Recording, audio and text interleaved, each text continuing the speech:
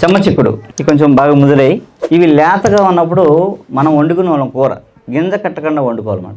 గింజ కట్టాక కొంచెం తినలేము. ఇది పీచు ఎక్కువ ఉంటుంది. చెమ్మ చిక్కుడు ఇది మంచి పౌష్టికాహారం అండి. పిల్లలకి మంచి బలం.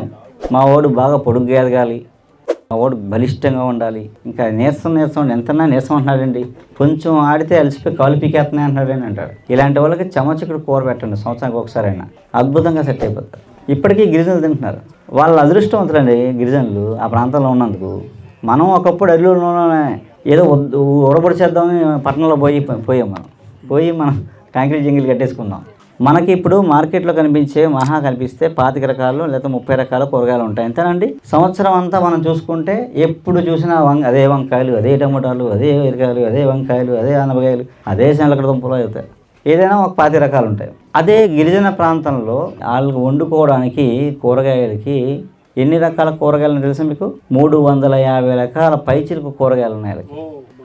కూరగాయలు ఇప్పుడు స్టిల్ వాళ్ళు దొరుకుతున్నాయి, వాళ్ళు వండుకుంటున్నారు. ఈరోజు తిన్న కర్రీ మళ్ళీ సంవత్సరం దాకా తినడాడు. వాళ్ళు రీచా మనం రీచా